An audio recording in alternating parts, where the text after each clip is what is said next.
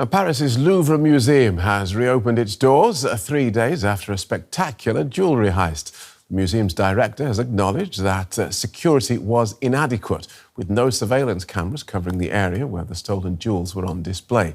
But questions still remain over how thieves were able to make off so easily with jewels worth tens of millions of euros. This is where it happened. On Sunday morning, thieves disguised as construction workers used a basket lift to get up to the second-floor balcony on the Louvre Museum. Behind the window, the Galerie d'Apollon, which houses the French crown jewels. In just a few minutes, the thieves managed to steal several precious pieces of French history, like this diamond and emerald necklace. The stolen jewels' value is estimated at roughly 88 million euros, but officials say the historical value goes beyond monetary worth. The heist has revealed gaps in the Louvre's security measures, which its director acknowledged. With regard to our weak points, we failed to spot the thieves' arrival early enough. The weaknesses in our perimeter protection are now known and identified. We have outdated infrastructure that doesn't allow the use of modern video and surveillance equipment. We also have significant issues with installing security systems in parts of the museum. Dans on peut le dire, l'implantation des postes de sécurité au sein du musée.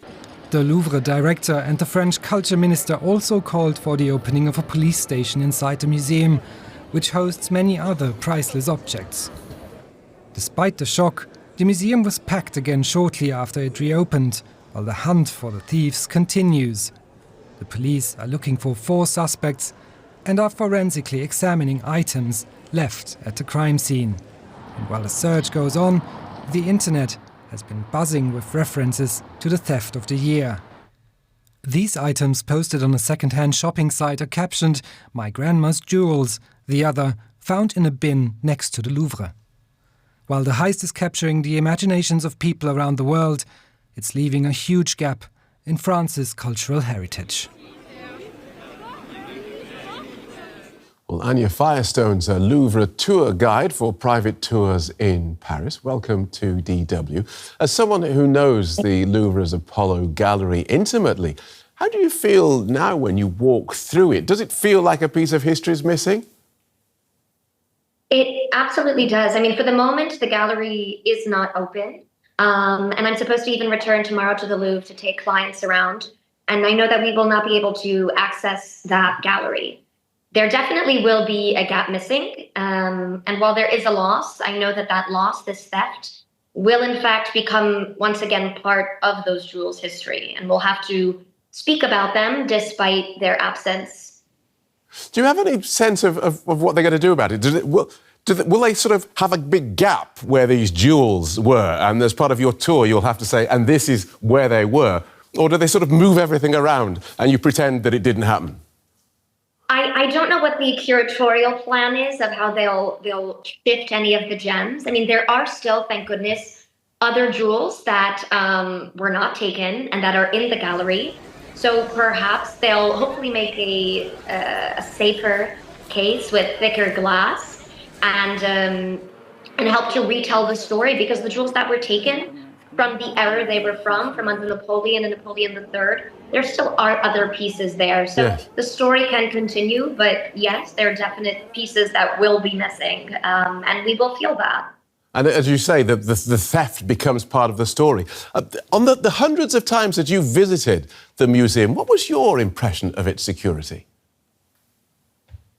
You know, it's a very intense place. And in fact, on October 13, I was there with other clients from America.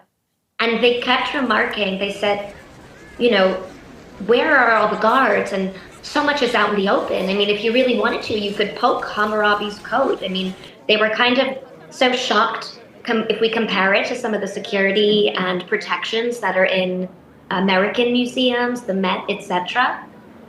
It's true that we don't often see or notice the security guards a lot in the museum. They still, however, have many. I think there are about 1,200 or 1,300 security cards that are there, and you have to go through security to get in. But of course, the burglars did not go through the front door. Do you think that these jewels will ever return to the museum? I would love to remain optimistic and hope that some of them will. I mean, thank goodness they did find one that fell, allegedly, the crown of Empress Eugenie. And I do think it is going to be something, though, that will re-engage more people to come and visit this space, despite the pieces not being there. And in our last 30 seconds, just give me an idea of how private your private tours are. Do they close the museum for you, or do you sort of just take rich people around? It is possible. It is possible to privatize the museum, or for me to take clients after hours, otherwise, or before hours. Otherwise, the visits are typically a couple or a family, and it's a skip-the-line experience that starts in a museum and then goes into the city of Paris to private jewelry or fashion houses to see the lineage of the French pieces in a contemporary framework. Lovely talking to you. Thanks for joining us. Anya Firestone, Thank you so Louvre much. tour guide. Thank you.